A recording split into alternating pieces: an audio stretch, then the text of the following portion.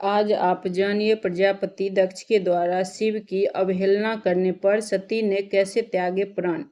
शिव को दक्ष ने जानबूझकर यज्ञ में नहीं बुलाया। सती को भी इस बारे में कुछ पता नहीं था। रोहिणी के साथ जाते हुए चंद्रमा को देखकर सती अपनी प्यारी सखी विजया से बोली, विजया मेरी प्यारी सखी, जल्दी जाकर पूछ तो आ, ये चंद्रदेव रोहिणी को साथ में लेकर कहाँ जा रहे हैं।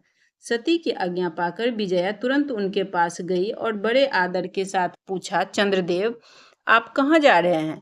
विजया का यह प्रश्न सुनकर चंद्रदेव ने अपने जाने का कारण बताया। दक्ष के यहाँ होने वाले यज्ञ का सारा किस्सा विस्तार से सुनाया। यह सब जानकर देवी सती को बड़ा आश्चर्य हुआ। वो सोचने लगी, मेरे यहाँ सूचना न मिलने का क्या कारण है। बहुत सोचने विचारने पर भी उनके समझ में कुछ नहीं आया। तब उन्होंने पार्षदों से घिरे अपने स्वामी भगवान शिव के पास जाकर भगवान शंकर से पूछा। देवी सती बोली, हे प्रभु, मैंने सुना है कि मेरे पिता के यहाँ कोई बहुत बड़ा यज्ञ हो रहा है।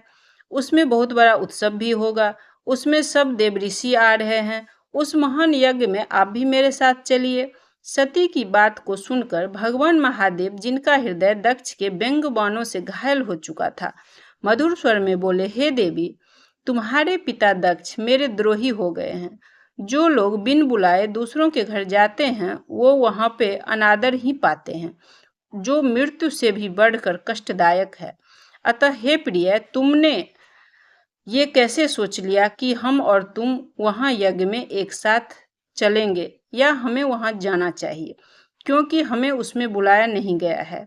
महादेव के ऐसा कहने पर सती गुस्से से बोली, हे शंभु, आप सबके ईश्वर हैं, जिनके जाने से यज्ञ सफल होता है, तो भी मेरे पिता ने आपको नहीं बुलाया।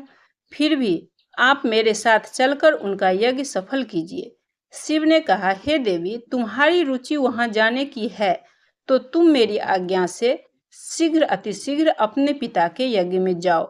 यह नंदी सुसज्जित है, तुम्हें महारानी की तरह ले जाएगा। प्रथम गणों के साथ यात्रा करो। रुद्र के इस प्रकार आदेश देने पर सुंदर आभूषणों से सजी सती देवी पिता के घर की ओर चल पड़ी। भगवान शिव की आज्ञा से 50,000 रुद्रगण बड़ी खुशी और उत्साह के साथ सती के साथ गए। ब्रह्मा जी कहते हैं, नारद, दक्ष कन्या सती उस स्थान पर गई जहां वह महान यज्ञ हो रहा था। सती ने अपने पिता के दक्ष के यज्ञ में देवी देवताओं ऋषियों का भरा हुआ समुदाय देखा। सती को वहां देखकर माता बिरनी ने और बहनों ने भी बहुत स्वागत किया, परंतु दक्ष उन्हें देखकर खुश न हो सके।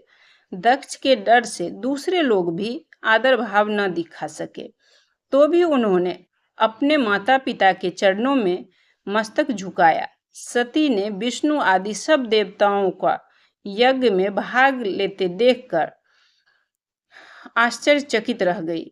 उसमें शंभु का भाग कहीं उसे दिखाई न दिया।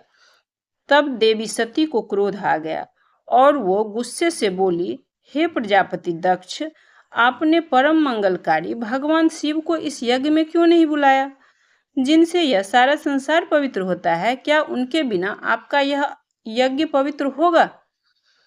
भगवान शिव के बिना इस यज्ञ को शुरू किसने किया और क्यों किया। आपने भगवान शिव को साधारण समझा। आज आपकी बुद्धि भ्रष्ट हो गई है। ये भगवान विष्णु और ब्रह्मा तथा यहाँ उपस्थित सारा देवता और मुनि अपने भगवान शिव के बिना इस यज्ञ में कैसे आ गए। ब्रह्मा जी कहते हैं, नारद, इस तरह क्रोध से भरी जगदम्बा सती वहां उपस्थित सबको बहुत तरह से फटकारने लगी। सती की बातों को सुनकर दक्ष गुस्सा से कहने लगे, इस समय तुम्हारा यहाँ कोई काम नहीं है, तुम यहाँ से जाओ। मैंने तुम्हें यहाँ बुलाया नहीं था, फिर भी तुम यहाँ आ गई। क्यों आई? सबको पता है तुम्हारा पति शिव अमंगल रूप है, भूत प्रेत पिशाचों के स्वामी है। वो शमशान में रहता है। मैंने जानबूझकर सभा में उनको आमंत्रित नहीं किया है। शिव को शास्त्र ज्ञान नहीं है, वो उदंड और दुरात्मा है। मैं पापी हूँ जो ब्रह्मा जी के कहने पर उसके साथ तुम्हारा विवाह कर दिया। तुम क्रोध छोड़कर अपना भाग ग्रहण करो। अपने पिता के मुख से ऐसी भाषा सुनकर पुत्री सती को क्रोध आया। वो क्रोध और भी बढ़ गया। वो मन ही मन सोचने लगी, अब मैं शंकर जी के पास कैसे जाऊंगी? अगर मेरे भगवान शिव ने मुझसे यहाँ के बारे में कुछ पूछा तो मैं क्या जवाब दूंगी? फिर तीनों लोकों की जननी सती ने कहा, जो महादेव जी का निंदा करता है, सुनता है अथवा सुनाता है, वो सब हमेशा नरक में पड़े रहते हैं जब तक सूरज और चांद है। अतः तात मैं अपने इस शरीर को यूं त्याग देती हूँ। इसे मैं आग से भस्म कर लूंगी। आज मैं आग में प्रवेश करके ही रहूंगी। अपने स्वामी का अनादर सुनकर अब मुझे जीने की इच्छा नहीं हो रही है।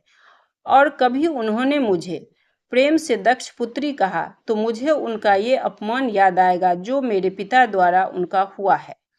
ये सब देवता और मुनि ये जानते हैं कि महादेव नरमुंडों का मालन धारण करते हैं, फिर भी उनके चरणों में आदर के साथ अपने मस्तक को चढ़ाते हैं। तुम सब मूर्ख हो, शिव की निंदा तुम्हें प्यारा है। इस कुकर्म में मैं तुम्हारे साथ नहीं हूँ। निश्चय ही पूरा पूरा तुम्हें दंड मिलेगा। ब्रह्मा जी कहते हैं, हे नारद, इतना सब कुछ कहने के बाद देवी सती चुप हो गई और मन ही मन अपने प्राण शंभु का स्मरण करने लगी। मौन हुई सती देवी सहसा उत्तर दिशा की ओर घूम गई और भूमि पर बैठ गई। अपने पति का चिंतन करती हुई योग मार्ग से स्थित हो गई। प्राण त्यागने की इच्छा से वायु और आग को धारण कर लिया। सती का शरीर उसमें उनके इच्छा के अनुसार उसी समय भस्म हो गया। आकाश से पृथ्वी तक हाहाकार मच गया। अगले वीडियो में आप लोग जानिए कैसे शिव के पार्षद ने गुस्से में दक्ष को मारने के लिए दौड़ा।